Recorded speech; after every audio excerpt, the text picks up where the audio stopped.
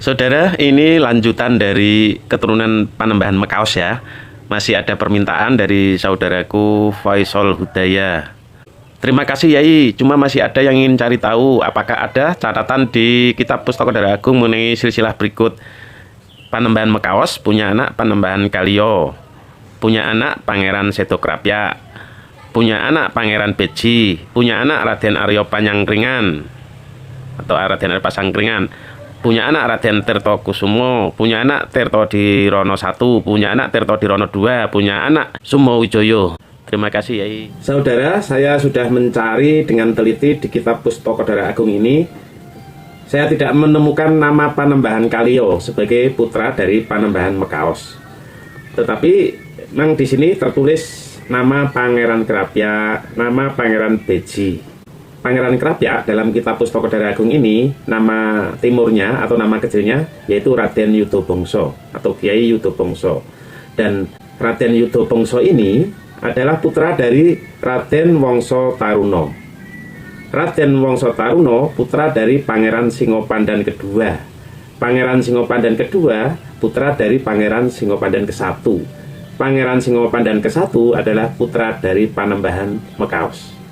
Jadi Panembahan Kalio yang disebutkan oleh saudaraku sebagai putra Panembahan Mekaos, mohon maaf, di kitab Pustaka Dara Agung ini tidak ada nama Panembahan Kalio. Yang dimaksud Panembahan Kalio oleh saudaraku itu mungkin di kitab Pustaka Dara Agung ini yang berputra Pangeran Krapya atau Raden Yudobongso adalah bernama Raden Wongso Taruno. Raden Wongso Taruno adalah putra dari Pangeran Singopandan kedua.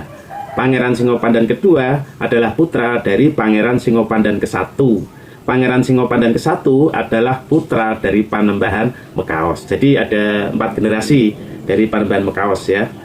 Mungkin yang dimaksud Panembahan Kalio oleh saudaraku itu adalah tokoh yang ditulis di kitab Pustaka Dara Agung ini bernama Raden Wongso Taruno yang menurunkan putra Pangeran Krapya, bukan Sedokrapya ya. Pangeran Krapya. Pangeran Krapya ini nama kecilnya yaitu Raden Yudobongso. Ini yang tertulis di kitab Pustaka Dara Agung. Pangeran Krapya punya anak Pangeran Beji. Memang betul di kitab Pustaka Dara Agung ini Pangeran Beji adalah putra dari Pangeran Krapya. Ini putra nomor 2. Putra nomor 1 dari Pangeran Krapya adalah Raden Hadikusumo yang menjadi patih di Demak. Raden Hadikusumo ini menurunkan putra Raden Sawunggaling Kliwon Demak yang kemarin malam di Kholi itu. Makamnya ada di Kampung Sawunggaling, Bintoro Demak. Pangeran Beji ini nama kecilnya adalah Raden Dipokusumo. Pangeran Beji berputra Raden Haryo Panyangkringan. Raden Haryo Panyangkringan, bukan Pasangkringan ya. Di kitab Pustaka Dara Agung tertulisnya Raden Haryo Panyangkringan. Raden Haryo Panyangkringan ini nama kecilnya adalah Raden Condrokusumo. Raden Condrokusumo. Raden Arya Panyangkringan atau Raden Condrokusumo berputra 3 orang. Nomor 1 Raden Arya Tirtokusumo, nomor 2 bernama Raden Arya Ireng, nomor 3 Raden Sumo Diwongso. Raden Tirtokusumo putra nomor 1 dari Raden Arya Panyangkringan berputra Raden Tirto Dipuro ke-1.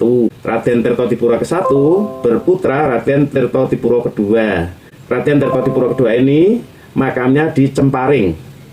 Di Cemparing. Cemparing itu daerah mana ya?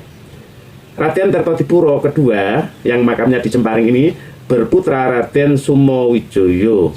Kemudian dari Raden Arya Ireng, Raden Arya Ireng ini adalah putra nomor 2 dari Raden Haryo Panyangkringan ya. Dari Raden Arya Ireng berputra Raden Wirokusumo. Kemudian Raden Wirokusumo berputra Raden Wiryojoyo. Raden Wiryojoyo berputra Raden Haji Zen. Raden Haji Zen berputra Raden Atmowijoyo. Raden Atmowijoyo berputra 2 orang.